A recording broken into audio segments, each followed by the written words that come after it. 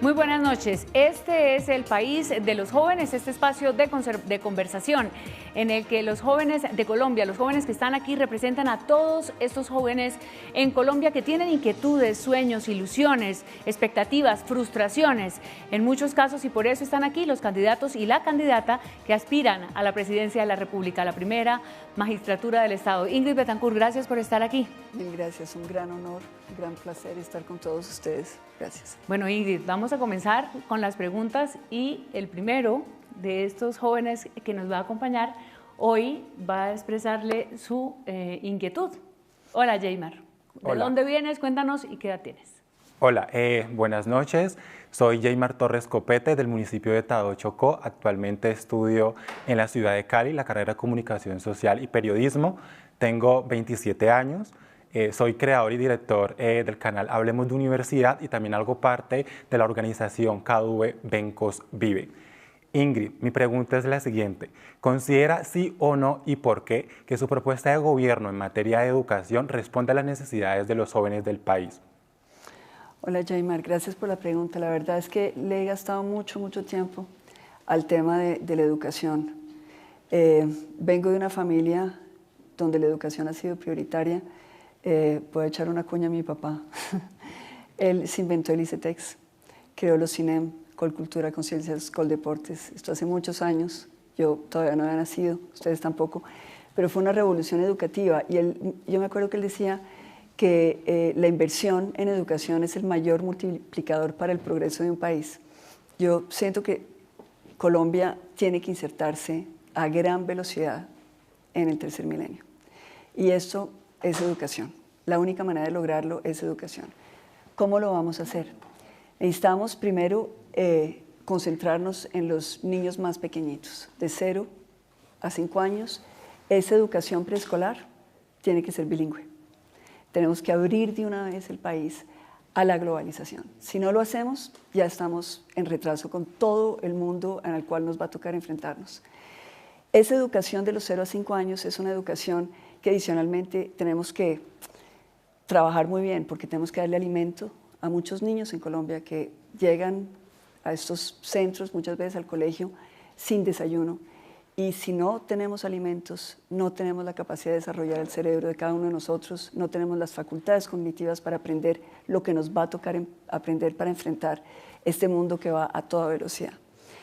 Así que para mí esto no es solamente una cuestión de alimento físico, pero también de alimento espiritual. Yo creo que nuestros niños tienen que salir de ese contexto de violencia, donde los ignoramos, donde muchas veces los dejamos solos, donde no tienen elementos, instrumentos de palabra para poder expresar sus emociones. ¿Qué pasa cuando no podemos expresar nuestras emociones? Nos volvemos agresivos. Y eso a nivel de una población, sabemos lo que eso quiere decir, es frustración, es la imposibilidad de poder ser los seres humanos que podríamos ser si tuviéramos todos los elementos que se tienen en el mundo entero para progresar. De la básica, digamos hasta los 9 años, necesitamos que ese bilingüismo se vuelva plurilingüismo. Realmente necesitamos meterle mucho a la capacidad de aprender otros idiomas. ¿Por qué? Porque otros idiomas significa otra manera de ver la vida. Un idioma es una ventanita hacia el mundo, nos cambia hasta nuestra manera de ser. Uno no es la misma persona en un idioma como en el otro. Nuestros niños tienen que tener múltiples instrumentos de expresión para poder enfrentar lo que viene. Pero de los 9 a los, digamos, 15, 16 años, programas. Es decir, tenemos que tener ciencia tecnológica, alfabetización digital, ser programadores, meternos en todo lo que es la posibilidad de estar en el mundo de hoy conectados. Por lo tanto, esto obviamente quiere decir que no vamos a dejar que se vuelvan a robar los centros poblados, la conectividad de nuestros niños, es decir, de toda Colombia, que necesita tener esa conectividad para poder desarrollar todas las capacidades intelectuales que vamos a necesitar. Necesitamos que los maestros se preparen y se capaciten para esto. Y necesitamos que la sociedad en su conjunto nos ponga a todos a funcionar en este otro ritmo. Nosotros hoy en día en Colombia estamos en una bicicleta estática, mientras que el mundo va a toda velocidad. Así que tenemos que sintonizarnos. Gracias, candidata. Jaymar, ¿alguna cosa más para acotar, para contrapreguntar? Sí, claro, Ingrid, estoy muy de acuerdo con todo lo que ha planteado y es perfecto porque es justamente pensar en la educación de los niños y justamente la básica media o el bachillerato. Pero justamente me paro en el punto del bachillerato y es pensar en estos jóvenes que están terminando justamente su proceso de formación secundaria. ¿Qué oportunidades tienen ellos para un ingreso, por ejemplo, a una universidad, ya sea pública o privada? Dentro de su propuesta de gobierno, usted ha planteado justamente que los jóvenes y las mujeres van a tener esa oportunidad de tener una formación corta. Estamos hablando de una formación técnica, es decir, de institutos, una formación tecnológica. ¿De qué tipo de formación corta le estamos hablando a los jóvenes que queremos formarnos, que queremos construir país? Es que me gustaría que nos hablara más sobre esa propuesta en específico. Bien, primero el marco. Yo me voy a pelear por algo que creo que los colombianos tenemos derecho a tener, que lo tienen otros países en el mundo, que es educación gratuita en todo el circuito, desde el 0 años en preescolar hasta el título universitario. Esa es la diferencia entre nosotros, que nos toca batallarnos para poder llegar a una universidad, y los otros países desarrollados donde la gente entra por su capacidad.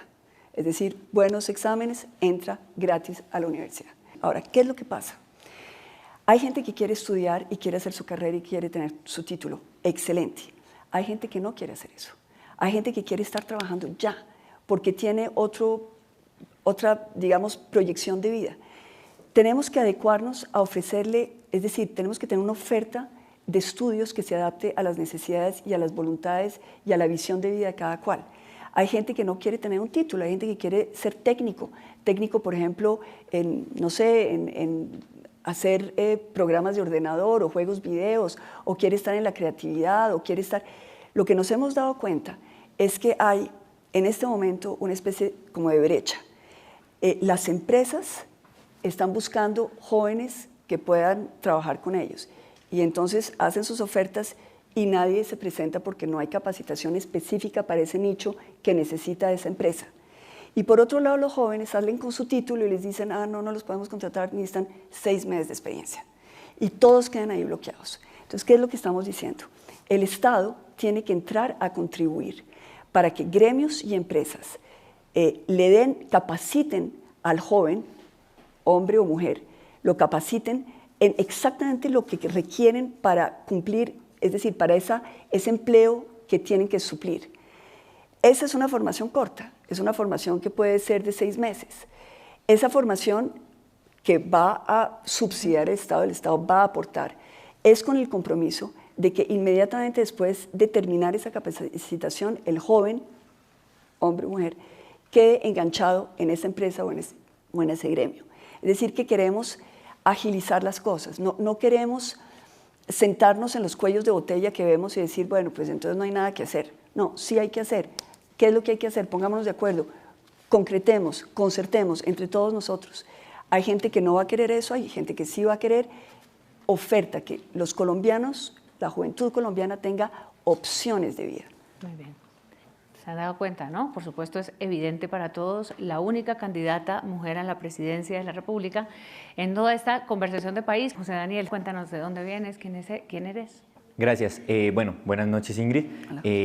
Mi nombre es José Daniel González Calvo, soy estudiante de Administración de Empresas de la Pontificia Universidad Javeriana, estudiante electo por mis compañeros como miembro del Consejo, y pues soy oriundo de Zipaquirá orgullosamente. El día de hoy te quisiera hablar acerca de lo que es el salario mínimo. Mucho se ha debatido, mucho se habla, pues ahorita últimamente hubo un aumento que damnificó mucho a las empresas, que obviamente se necesitaba por costos de inflación y demás. Sin embargo, hay un término que se ha hablado bastante y es la diferenciación por zonas, sea por regiones o por zonas productivas. Quisiera preguntarte si tú lo implementarías durante tu gobierno, sí o no, y por qué. Ok, José Daniel, buena pregunta. Yo creo que sí lo haría, fíjate que sí. Yo creo que nosotros tenemos que tener la posibilidad de lograr crear propuestas que se adapten a cada región. No es lo mismo un salario mínimo en Bogotá que un salario mínimo en el Chocó. Tras el salario mínimo hay muchas preguntas que nos tenemos que hacer. Es decir, hubo grandes debates sobre si el salario mínimo era lo suficientemente, si el aumento era suficiente o no. Yo creo que el salario mínimo tiene que tener una componente económica, es decir, tiene que ser obviamente de acorde con el desarrollo del país, la capacidad que tenemos de las empresas de generar este salario mínimo, pero tiene que tener un componente social. Es decir, no es solamente pensar que a las empresas les vaya bien, a la gente le tiene que ir bien y a la gente le tiene que dar lo suficiente para poder vivir dignamente. Entonces, digo esto porque muchas veces hemos discutido si eso genera inflación o no genera inflación. Yo creo que los colombianos tenemos que comenzar a mirar la economía como un servicio público, es decir, cómo vamos a hacer que nuestra economía sirva para que los colombianos tengan prosperidad, para que podamos vivir todos dignamente. Muy bien, muchas gracias. José Daniel, ¿algo más? Sí, muchas gracias por la respuesta y quisiera tal vez rescatar algo de lo que tú dices y es el tema del poder adquisitivo, que no es tanto el tener más, sino el que yo puedo llegar a conseguir con eso. Varios candidatos, de hecho tú también lo has dicho en algunas entrevistas, ven el emprendimiento como una opción de fuerza económica. Yo soy fiel partidario de esto, sin embargo, a veces siento que se ve el emprendimiento como algo de lo cual se habla o simplemente un discurso y a veces se olvida el emprendimiento rural, dejando por fuera zonas muy importantes y volviéndolo a la centralización de Bogotá, y por otro lado el emprendimiento social, que se ha demostrado en varias partes del mundo que también es un gran componente. Teniendo en cuenta esto, lo que te quisiera preguntar en este momento es cómo aportar o como gobierno, cómo se puede llegar a estructurar una estrategia para que los emprendimientos después de los 3 o 5 años, el 80% de los emprendimientos no muera, como actualmente pasa en Colombia. Muy buena pregunta.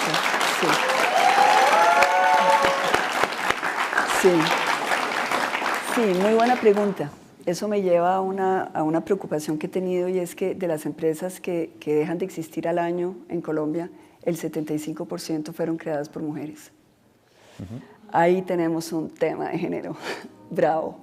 Entonces, bueno, ¿qué vamos a hacer? Primero, yo creo que tenemos que tener un marco nacional, que es el de entregarle a los jóvenes, mujeres y hombres, a los emprendedores, crédito.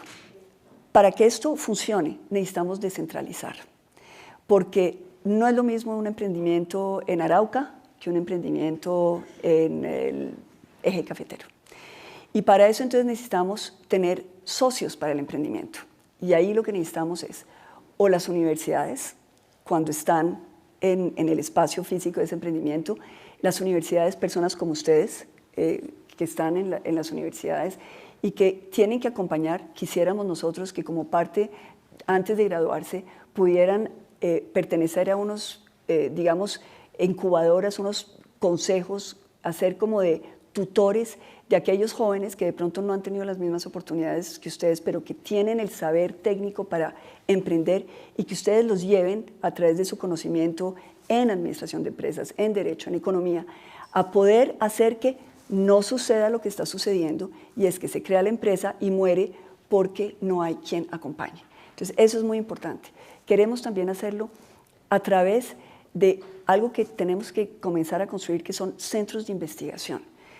Los centros de investigación que hay actualmente en Colombia, la mayoría son centros que pertenecen a unos gremios o que pertenecen al sector privado, y eso está muy bien. Pero nosotros necesitamos centros de investigación y desarrollo que no le pertenezcan a nadie, o mejor dicho, que nos pertenezcan a todos. Es decir, que esa investigación que se haga esté después al servicio de todo el mundo, que no haya que pagar para obtener esa información, sino que las empresas, los emprendedores, se acojan a esa innovación y puedan, ellos sí, para el beneficio de su empresa, si le hacen el ajuste, si la mejoran, ellos sí puedan patentarla y sí puedan volverla, digamos, un adicional de valor agregado dentro de su empresa. Entonces necesitamos esos centros de investigación para acompañar a los emprendimientos. Y también necesitamos a los gremios, necesitamos la gente que sabe, la gente que tiene experiencia. Entonces paro ahí porque sé que hay otros. Que tenemos tiempo. Sí. Y por eso, muy bien, gracias. Gracias además por ser considerada con el tiempo para que muchos otros jóvenes puedan participar. Mano Vamos que se a una levantaba pregunta ya del público y tenemos por aquí ya un adelantado. Bueno, mi nombre es Evelyn Dayana Rodríguez, pertenezco a la Universidad Uniminuto de Dios, sede Soacha.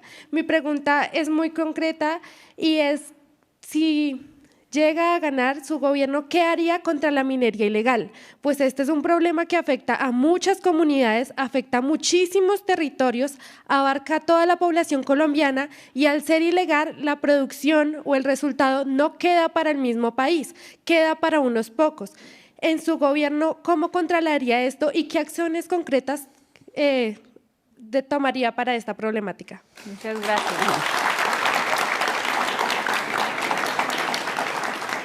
Bueno, mil gracias, Evelyn. Este es un tema grave porque es un tema de seguridad pública. En realidad, cuando estamos hablando de minería, estamos hablando de todas estas actividades que se combinan con el narcotráfico.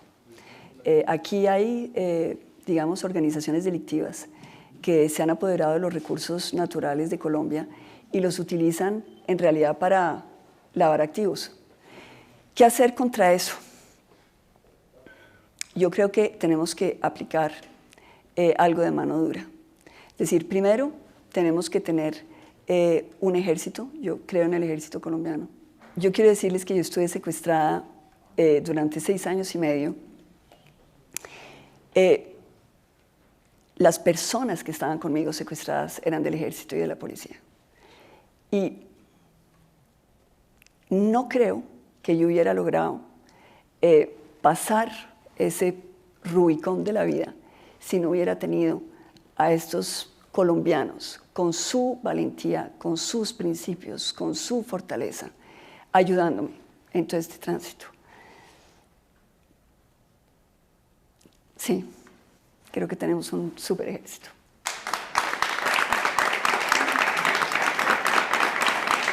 Que obviamente, pues tenemos que mejorarlo. ¿Por qué los necesitamos? Los necesitamos porque vamos a tener que contar con ellos para hacerle frente a estas organizaciones delictivas.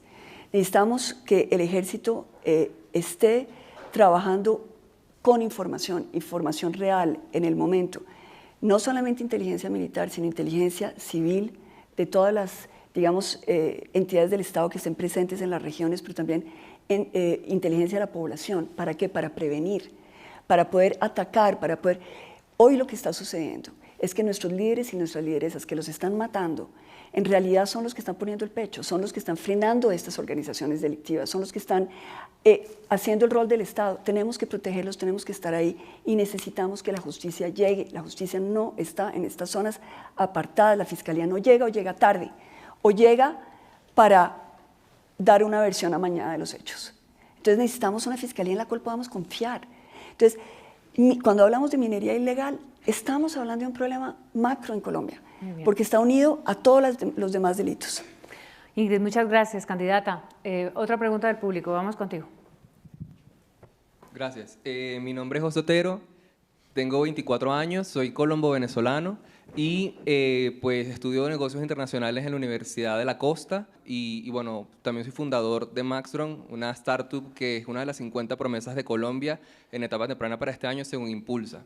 Mi pregunta sería la siguiente, para poder avanzar hacia la innovación desde los negocios tradicionales hasta las startups de base tecnológica, ¿qué plantea usted en relación a lo que sería esa relación de Estado, universidad y empresa para que podamos potenciar y crear crecimiento exponencial para estos emprendimientos y que seamos en Colombia un país competitivo y cambiemos esa historia y no se repita que nos sigan vendiendo desde el exterior espejitos a cambio de nuestro oro? Muchas gracias. Esa es la idea del Silicon Valley, es decir, que podamos realmente tener en Colombia esa sinergia entre estos tres actores. Esto se necesita voluntad por parte del gobierno, recursos, pero también por parte de la empresa privada y por parte de las academias. En Colombia nos hemos vuelto expertos en crear una tramitología porque somos incapaces de tener un control. Me explico. Como se supone que en Colombia todo el mundo roba y todo el mundo es corrupto, y no es el caso, pero ese es el presupuesto de base. Hemos organizado tantos trámites y absurdos que la gente no logra avanzar por la cantidad de papeleo que hay que hacer supuestamente para que logremos transparencia. Los corruptos pasan rápido por todos estos, digamos, peajes, pero la gente de bien se demora, pierde tiempo, muchas veces ni siquiera logra todos los papeles que les piden desde la huella, es decir, estamos en un mundo como el siglo XIX cuando deberíamos estar ya en otra cosa. Entonces, yo quiero una mesa de concertación para poder romper toda esta tramitología, devolverle a los colombianos la confianza en que el Estado es un socio y no es una talanquera, un problema, un Estado que viene a cobrar y viene a asustar, y más bien reactivar nuestros entes de control para que a la salida pues controlemos la corrupción y no que pongamos a todos los colombianos a trabajar como si todo el mundo fuera corrupto, que no lo somos.